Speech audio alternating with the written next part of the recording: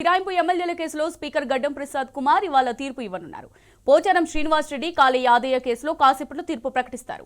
ఇప్పటికే 5 ఎమ్మెల్యేల కేసులో స్పీకర్ తీర్పు ప్రకటించారు. ఇవాళ మరో 2 గురించి ప్రకటన చేస్తారు.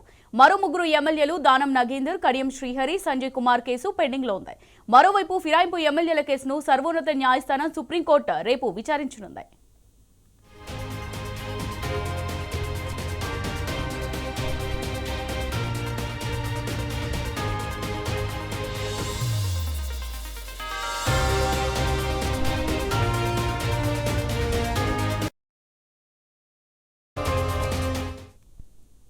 ఫిరాయింపు ఎమ్మెల్యేల కేసులో స్పీకర్ గడ్డం ప్రసాద్ కుమార్ ఇవాళ తీర్పు ఇవ్వనున్నారు. పోచారం శ్రీనివాస్ రెడ్డి, కాళీ యాదయ్య కేసులో కాసేపట్లో తీర్పు ప్రకటిస్తారు. ఇప్పటికే 5 ఎమ్మెల్యేల కేసులో స్పీకర్ తీర్పు ప్రకటించారు. ఇవాళ మరో 2 గురించి ప్రకటన చేస్తారు. మరో 3 ఎమ్మెల్యేలు దానం నాగేందర్, కడియం శ్రీహరి, సంజయ్ కుమార్ కేసు పెండింగ్ లో ఉంది. మరోవైపు ఫిరాయింపు ఎమ్మెల్యేల కేసును సర్వోన్నత న్యాయస్థానం సుప్రీంకోర్టు రేపు విచారించనుంది.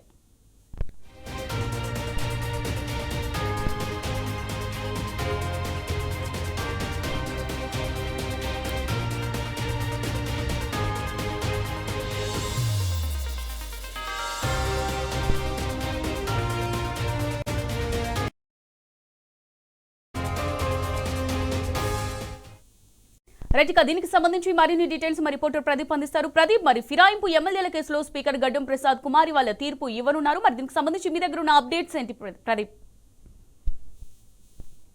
ఎమ్మెల్యేలకు సంబంధించి స్పీకర్ గడ్డం ప్రసాద్ కుమార్ 8 ఎమ్మెల్యేల విచారణ అయితే పూర్తి చేసి అందులో 5 ఎమ్మెల్యేలకు సంబంధించినటువంటి జడ్జిమెంట్ ప్రకటించారు. ఆ 5 ఎమ్మెల్యేలు పార్టీ ఫిరాయించలేదు, బీఆర్ఎస్ పార్టీలో కొనసాగుతున్నారని ప్రకటించారు. ఇక 3 ఎమ్మెల్యేలకు సంబంధించినటువంటి కేసు విచారణ ప్రకటించాల్సి ఉంది. అందులో ఈ రోజు 2 ఎమ్మెల్యేల కేసు సంబంధించి ఆయన తీర్పు వెలువరుస్తున్నారు. అందులో కాళీ యాదయ్య, పోచారం శ్రీనివాస్ రెడ్డి కేసు సంబంధించి 2:30 గంటలకు మరి కాసేపట్లో తీర్పు అయితే వెలువరుస్తున్నారు. అయితే ఇంకా ఒక ఎమ్మెల్యేకి సంబంధించినటువంటి కేసు పెండింగ్ లో ఉంది. విచారణ పూర్తయింది.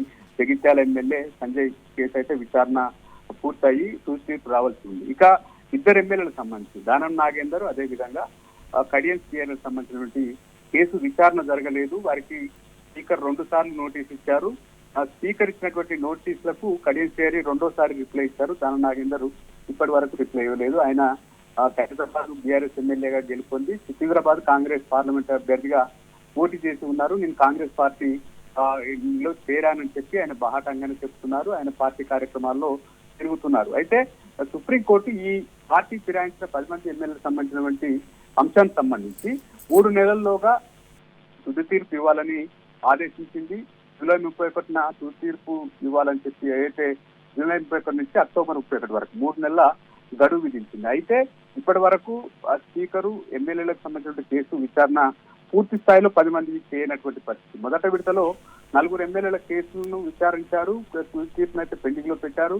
అయితే మరొక 8 వారాల గడువు కావాలని సుప్రీంకోర్టును స్పీకర్ కార్యాలయం కోరింది. అందులో సుప్రీంకోర్టు 4 వారాల గడువు ఇచ్చింది. అయితే ఏదైతే సుప్రీంకోర్టు మొదటి విడతగా ఇచ్చినటువంటి 3 నెలల గడువులోగా ఫిరాయింపు ఎమ్మెల్యేల కేసును పూర్తి చేయనందుకు గాను ఏదైతే సుప్రీంకోర్టు ఏదైతే స్పీకర్ పైన BRS party working president KTR ఏదైతే కోర్టు ధిక్కరణ కింద సుప్రీంకోర్టులో పిటిషన్ వేశారు. ఆ కేసు అదేవిధంగా ఎమ్మెల్యేలకు సంబంధించినటువంటి కేసు సంబంధించి విచారణ జరిగిన తర్వాత ఏదైతే మరొక 1 నెల రోజులు గడువు ఇచ్చింది. ఆ 1 నెల రోజుల్లో కూడా విచారణ చేసి తుది తీర్పు అయితే ఇవ్వలేదు. కేవలం 5 మంది ఎమ్మెల్యేలకు సంబంధించినటువంటి జడ్జిమెంట్ ప్రకటించారు. ఇంకా 8 మంది 3 ఎమ్మెల్యేలకు సంబంధించినటువంటి జడ్జిమెంట్ రావాల్సి ఉంది. ఇక 2 ఎమ్మెల్యేలకు సంబంధించినటువంటి కేసుకు సంబంధించి విచారణ జరగాల్సి ఉంది. అయితే ఈ అంశానికి సంబంధించి సుప్రీంకోర్టులో 16 వరకు వాయిదా వేసినటువంటి నేపథ్యంలో హడావుడిగా ఈ రోజు స్పీకర్ ఏదైతే జడ్జిమెంట్ సంబంధించి 2 ఎమ్మెల్యేల జడ్జిమెంట్ కు షెడ్యూల్ ప్రకటించారు. 2:30 గంటలకు జడ్జిమెంట్ రానుంది. ఈ నేపథ్యంలో ఒక ఎమ్మెల్యేలకు సంబంధించిన జడ్జిమెంట్ పెండింగ్ లో ఉంటుంది. మరోవైపు 2 ఎమ్మెల్యేలకు సంబంధించిన కేసు విచారణ అయితే జరగాల్సి ఉంది. ఈ నేపథ్యంలో రేపు సుప్రీంకోర్టు ఏ రకంగా రెస్పాండ్ అవుతుంది, ఇంకా విచారణకు సంబంధించి సమయం ఇచ్చినప్పటికీ పూర్తి చేయడం పోవడం పట్ల సుప్రీంకోర్టులో ఎలాంటి తీర్పు వస్తుందో అన్నటువంటి ఉత్కంఠ రాజకీయ వర్గాల్లో నెలకొంది. ఈ 2 ఎమ్మెల్యేలకు సంబంధించినటువంటి షెడ్యూల్ ప్రకటించిన నేపథ్యంలో పిటిషనర్లు అయినటువంటి జగదీష్ రెడ్డి, అదేవిధంగా చింత ప్రభాకర్ ఫెస్టివల్ కావడం, నియోజకవర్గాల్లో ఉండడంతో వారు ఇక్కడ విచారణకైతే వచ్చేటువంటి అవకాశం లేదనేది ఆ పార్టీ వర్గాల నుంచి అయితే తెలుస్తా ఉంది. కేవలం సేమ్ అదే తరహా జడ్జిమెంట్ 5 ఎమ్మెల్యేలకు సంబంధించినటువంటి జడ్జిమెంట్ ఏ రకంగా వచ్చిందో 2 ఎమ్మెల్యేలకు సంబంధించిన జడ్జిమెంట్ కూడా అదే రకంగా వస్తుందన్నటువంటి ఆలోచనలో ఆ పార్టీ వర్గాలు ఉన్నట్టుగా మనకైతే సమాచారం ఉంటుంది. మరి కాసేపట్లో 2 ఎమ్మెల్యేలకు సంబంధించినటువంటి జడ్జిమెంట్ ప్రకటించనున్నారు. ఇంకా ఒక ఎమ్మెల్యేలకు సంబంధించినటువంటి కేసు విచారణ పూర్తయిన నేపథ్యంలో జగిత్యాల ఎమ్మెల్యే సంజయ్ సంబంధించిన జడ్జిమెంట్ పెండింగ్ లో ఉంటుంది. దానం నాగేందర్ ఇప్పటి వరకు స్పీకర్ ఇచ్చినటువంటి నోటీసులకు 2 సార్లు నోటీసులు ఇచ్చినప్పటికీ ఆయన రియాక్ట్ కాలేదు. ఆయన సికింద్రాబాద్ కాంగ్రెస్ పార్లమెంట్ అభ్యర్థిగా పోటీ చేస్తున్నారు కాబట్టి ఆయన ఎటువంటి రిప్లై ఇస్తారనేది కూడా చూడాల్సినటువంటి పరిస్థితి అయితే ఉంది. అటు శ్రీహరి మాత్రం నేను బీఆర్ఎస్ పార్టీలోనే తనకు సభ్యత్వం ఉంది, కాంగ్రెస్ పార్టీలో తనకు సభ్యత్వం లేదని చెప్పి ఆయన రిప్లై ఇచ్చినటువంటి నేపథ్యం దానికి సంబంధించినటువంటి కేసు విచారణ అయితే జరగాల్సింది. ఈ అంశానికి సంబంధించి అడావుడిగా ఈ రోజు ఇవ్వడం పట్ల పిటిషనర్లు అయితే తీవ్ర స్థాయిలో ఆగ్రహం వ్యక్తం చేస్తా ఉన్నారు. ఏదైతే ఫెస్టివల్ రోజు ఈ జడ్జిమెంట్ ప్రకటించడం ఏందన్నటువంటి భావనలో కూడా బీఆర్ఎస్ పార్టీకి సంబంధించినటువంటి నేతలు ఆ పార్టీకి సంబంధించిన పిటిషనర్లు ఉన్నటువంటి పరిస్థితి. మరి కాసేపట్లో కాలేయాదే అదేవిధంగా పోచారం యూనివర్సిటీకి సంబంధించినటువంటి జడ్జిమెంట్ అయితే రాబోతా ఉంది. Right, thank you Pradeep.